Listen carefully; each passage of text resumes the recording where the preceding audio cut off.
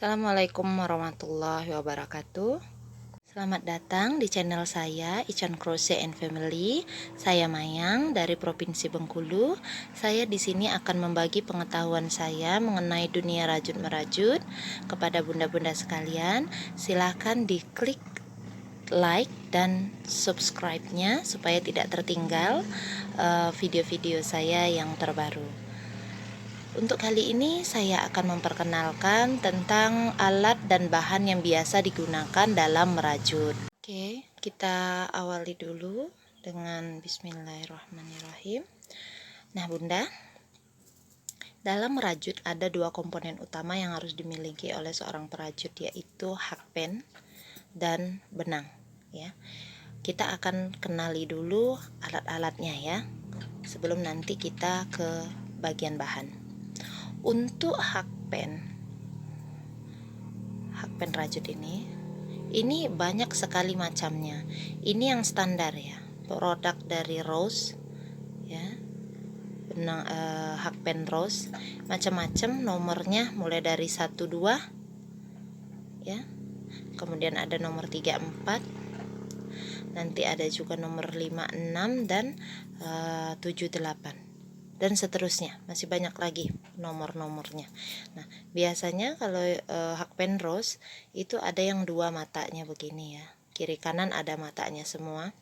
Ada juga hakpen Rose nya yang satu mata aja, jadi matanya cuma satu, yang di sininya tumpul ya, nggak ada matanya. Ada juga hakpen yang seperti ini. Nah ini biasanya ukurannya di bawah 2 ya, kecil-kecil sekali. Nah, ini disesuaikan dengan fungsi dan jenis benangnya bunda ya. Kalau ini untuk benang yang ukurannya kecil, nanti kita akan kenali benang-benangnya. Kemudian bisa digunakan untuk menyulam ini ya, apalagi yang menyulam yang menggunakan manik-manik, ini bisa dipakai.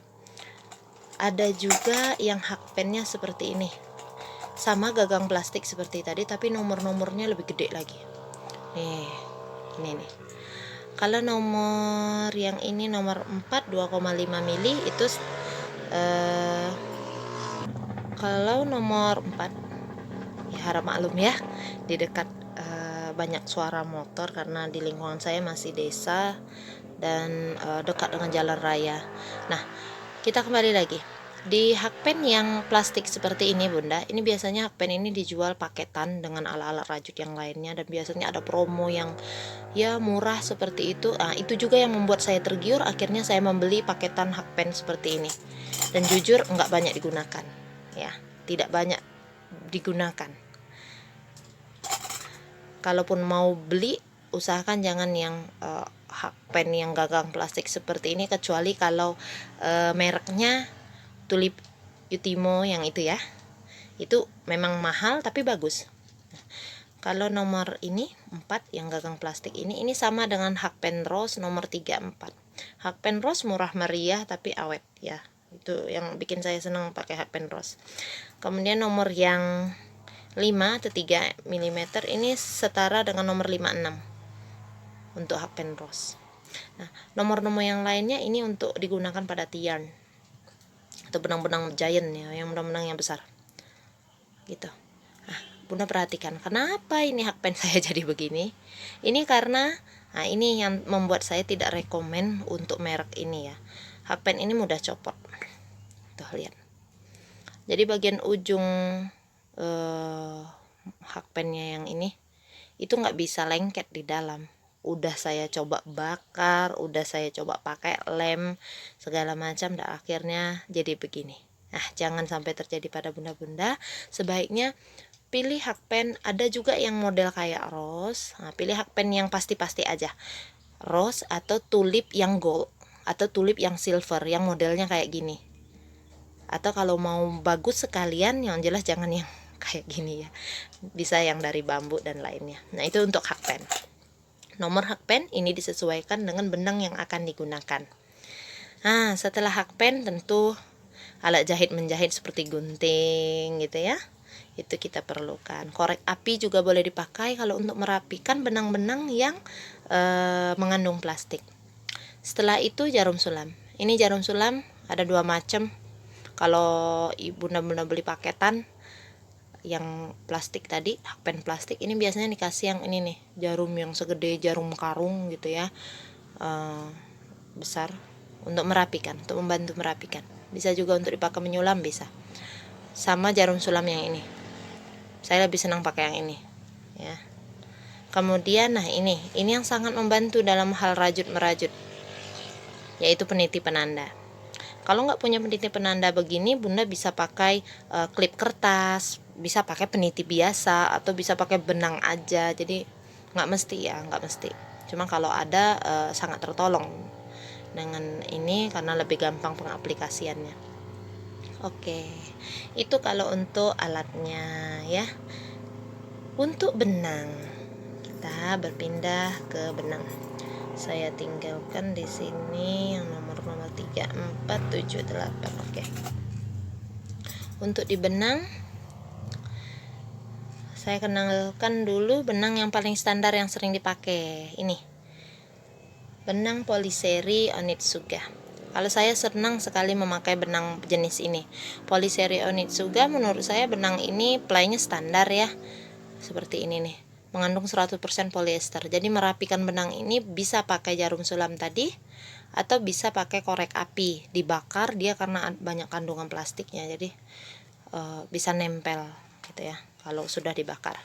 Nah, benang ini biasanya digunakan dengan hakpen nomor 34 ya, hakpen 34 bisa dibaca di sini kalau ada mereknya teh.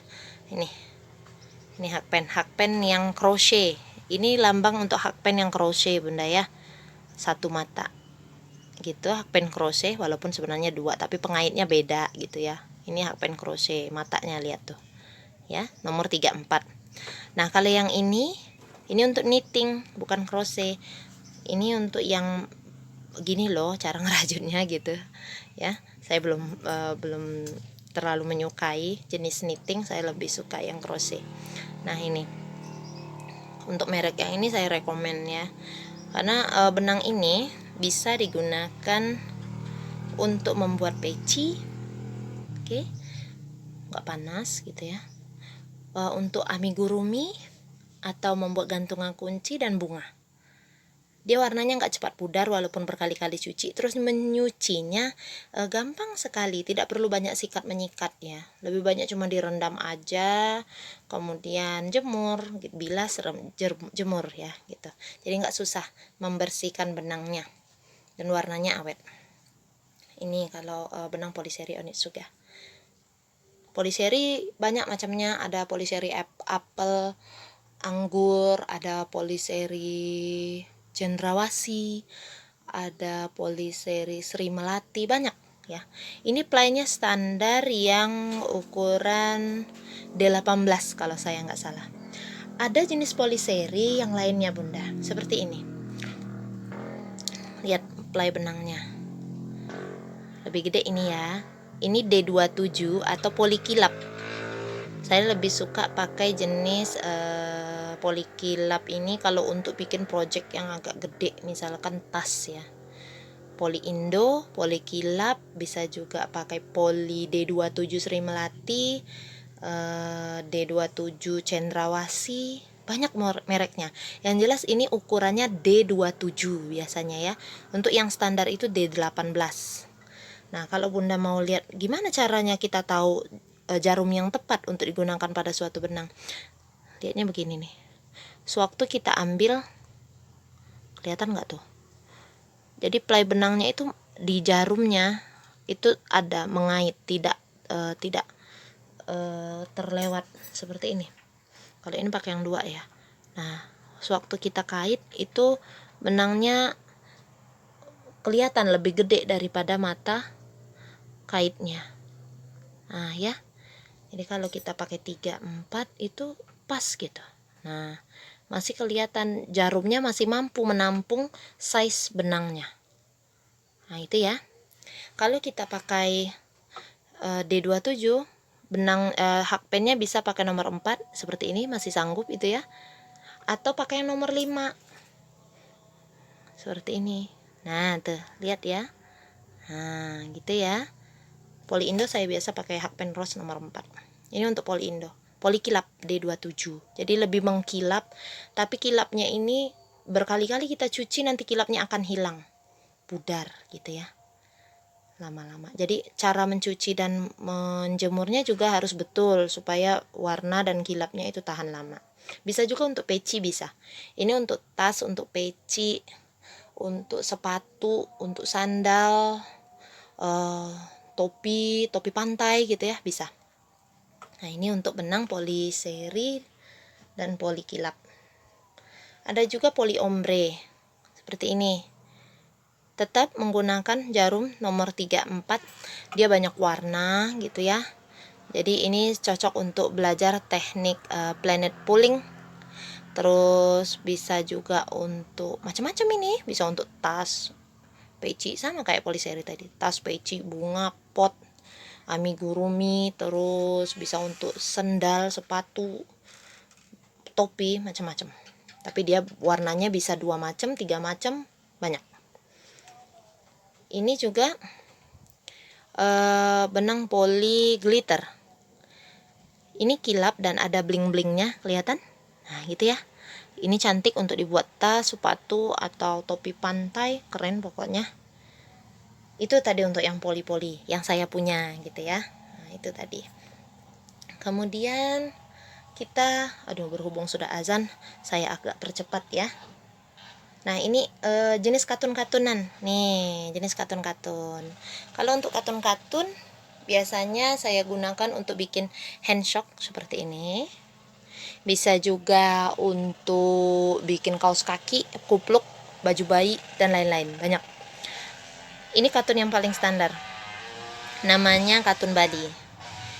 Size-nya sama D18. Ini katun Bali small, bisa pakai untuk Hakpen nomor 34. Ya. Untuk wearable. Yang jelas kalau sudah dibilang wearable, untuk rajutan yang digunakan di badan biasanya yang dipakai adalah jenis-jenis katun. Ini katun Bali small, ada juga katun yang big play. Jadi ukuran, misalkan ini D18, maka yang ini D27 gitu ya, untuk jenis katun yang big play. Big play yang ngomongnya, gitulah pokoknya. Saya nggak terlalu pinter bahasa Inggrisnya ya. Nah, ini ada juga yang namanya katun bambu. Katun bambu ini halus, kilap, enak dirajutnya, ringan kalau untuk bikin baju ya. Biasanya per 50 gram dijualnya. Kalau yang ini tadi 100 gram. Sama kayak poliseri tadi 100 gram. Ini kalau katun bambu 50 gram, tapi dia banyak ya karena dia ringan. Cuma benang ini lama-lama kalau dicuci itu kilapnya itu akan sedikit hilang, kemudian timbul seperti berbulu-bulu. Nah, kelihatan nggak ada bulu-bulunya? Nah, itu. Apalagi kalau mencucinya disikat, hancur, banyak sekali bulu-bulunya keluar, ya. Warnanya lama-lama akan pudar. Nah, ini saya sebenarnya kalau katun masih suka sama katun lokal, katun Bali atau katun lokal. Nah, itu untuk yang katun-katun tadi ya. Ada juga yang milk cotton biasanya lebih halus lagi, ringan juga, per 50 gram. Kisaran harganya silahkan lihat di website ya, karena masing-masing daerah beda. Cuma rata-rata ya 18.000 ke atas kalau katun-katun bambu, katun soft big play ya yang big play juga 10.000 ke atas pokoknya harga-harga benang ya. Nah, ini yang saya bikinin jadi handsock nih. Kalau dibikinin jadi taplak meja, handsock, gorden, kaos kaki, benang ini menurut saya enak ya. Namanya jala PA. Dia benang jala tapi ada kandungan polyesternya. Kecil. Sebenarnya benang ini memakai jarum 2 atau 3. Jadi Hakpen nomor 2. Bisa juga Hakpen nomor 3. Seperti ini. Nah, itu ya. Ini biasanya dibuat untuk, ya itu tadi yang saya sebutkan, wearable, handsock, untuk alas meja dan yang lainnya. Kalau dulu ada juga jenis benang jala, tapi biasanya warnanya putih dan kecil lagi dari ini ada ya, sesuai nomor. Ada nomor 9, yang nomornya 12, 14 gitu ya, beda-beda. Nah, itu sudah saya kenalkan tadi untuk poliseri. Untuk yang katun-katun, ada 2 benang yang menurut saya lucu untuk dikenalkan, yaitu yang dua benang ini ya. Ini benang handuk. Macam-macam warnanya banyak, tapi kalau di toko yang saya langganan cuma satu warna ini doang gitu ya. Ini biasanya untuk menghias tepi-tepian topi atau tepi-tepian baju untuk sweater bayi. Itu lucu banget kalau pakai ini ya, lembut. Memang persis kayak handuk. Ini biasanya pakai hakpen yang gede aja, jangan yang kecil. Karena dia benangnya kayak gini nih. Nih. Ya. Kalau mau mengaplikasikan benang ini pakai stitchnya double crochet. Nanti kapan-kapan bisa lihat saya mengaplikasikannya. Ini ya, benang handuk. Ini namanya furian. Furian ini benang bulu. Ini bisa diaplikasikan untuk bikin topi, sweater, dan lainnya. Tapi harus diberi lapisan di bagian dalamnya, karena ini dari plastiknya mungkin efek kulit masing-masing beda, mungkin agak sedikit gatal dan lainnya ya. Ini saya pernah pakai untuk bikin karpet, bisa nanti dilihat di fotonya, kunjungi Facebook saya ya, nanti saya berikan tautannya di bawah video. Kemudian bisa kalau mau untuk belajar secara online di workshop online saya WSO di nomor WA yang saya terapkan di bawah ini ya. Nah, ini untuk furian. Oke, satu lagi benang ini yang sering saya gunakan dengan menggunakan hakpen nomor 10 ya. Nih, ini namanya tiarn, bisa kita buat sendiri dari sisa baju atau kain. Ini saya buat sendiri yang ini, yang ada warna gradasinya ya. Kalau yang ini beli. Ini bahannya ada macam-macam. Tiarn ini ada yang bahannya katun, ada yang benang bahannya apa ya, jersey gitu ya, spandek, macam-macam. Nah, ini biasanya kita perlu jarum-jarum besar seperti ini. Cuma kalau bisa yang bambu aja, jarum besar yang gininya ya, jangan yang kayak gini. Ini copot berkali-kali dan menyita sekali tenaga serta menguji kesabaran gitu ya. Nah, ini untuk tiarnnya. Tiarn ini biasa digunakan untuk membuat hiasan tatakan gitu ya, tatakan gelas, tatakan, bisa juga pakai untuk karpet gitu ya, untuk alas duduk banyak. Untuk keranjang ya, cantik ya, sama bikin tas gitu ya. Saya pernah lihat yang teman-teman itu bikin tas. Saya belum pernah mau bikin tas pakai itu karena menurut saya berat. Nah, itu ya. Nah, ini video tentang alat dan bahan yang biasanya digunakan untuk merajut. Semoga membantu bagi para pemula yang mau belajar merajut ya. Belajar merajut itu sangat menyenangkan, dan kita bisa mendapat penghasilan tambahan juga, sekalian belajar untuk menguji kesabaran dan mengatur emosi kita sebagai ibu-ibu gitu ya. Nggak ding, bercanda. Nah, itu saja video saya tentang alat dan bahan yang digunakan dalam merajut. Semoga bunda-bunda tertarik untuk belajar. Bukan bunda-bunda aja, mungkin emas-emas gitu ya, atau siapapun yang tertarik belajar rajut merajut, silahkan bergabung di channel saya. Jangan lupa like dan subscribe-nya untuk kelangsungan channel ini. Jazakumullahu khairan katsira. Wassalamualaikum warahmatullahi wabarakatuh.